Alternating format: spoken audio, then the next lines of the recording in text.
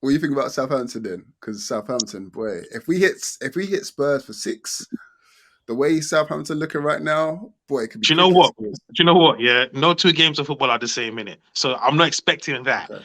Also, when I looked at the Arsenal game, they were 3-1 up, but it let me know what kind of team they are because you could just tell Arsenal were complacent because once they put it on them, they conceded another two. Do you see what I'm Mm. saying? Again, similar to the Everton game, if we win at Everton, we're in a good position. All Eddie Howe has to tell them is what happened with the Tottenham game when you had to focus on the game. You bum rushed them, Mm. didn't you? It's the same as that. You're playing Tottenham again. Wait, this could be. Listen, this could be this could be the audition for JW No, Prowse. no, don't. Why would you do that? Why would you do that, bro? Why would you do that? I'm Why? just saying. Why?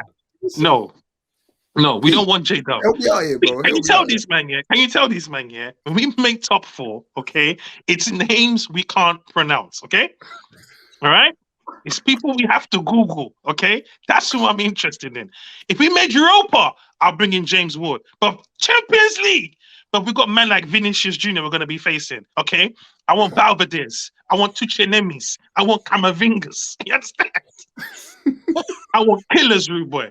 Did you see what Casado, was it Casado did at Brighton yesterday? I want killers like that, rude boy.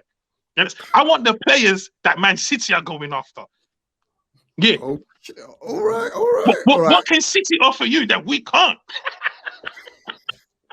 Pete, I'm relying on you to be the voice of reason. Come on, man. What are you saying? I ain't gonna lie, like, I'm on the same wavelength, man. I'm looking at the ballers. I'm not looking at big money being spent. I'm not looking at the Declan Rice's 80 to 100 million. I genuinely don't think that we will spend that sort of money. I'll be honest, I'd love a Declan Rice in the team because I think he would be a perfect foil as a number 6 for the likes of Bruno to play further forward. I think he would add a lot to our team, certainly in the Premier League and as well in European football. But you got to think there are players out there that can do that job just as well that would cost half the money that we would have to spend on Declan Rice. And this ownership has been known to spend money wisely. Spend money well. Like we've spent money well, and if we're smart with our money, yes, Declan Rice is an England international. That comes with some credibility, and people would take notice, certainly in the Premier League and in England. But actually, do we really need to pay double the amount for a player that we could go out? For example, a Kefren Turan, a Manu Kone. Oh, There are a couple. They're just a couple to throw out there. There are others.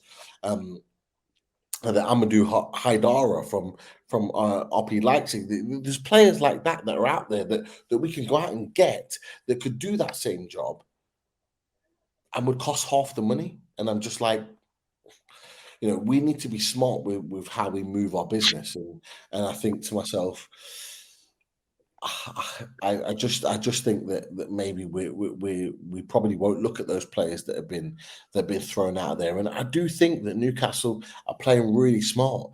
They've thrown they've thrown these players out there to kind of swerve us because the players they're really interested in are not being talked about, and when they want to go and sign these players, they'll do it just like Alexander Isak. And they'll get it done within 24, 48 hours and they'll make it happen because they've got the money to put down. When they want a player, here's the money.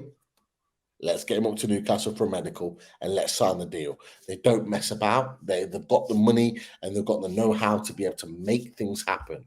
So I don't get drawn into all these lists of players that have been linked because when Newcastle want a player, they'll go and get him.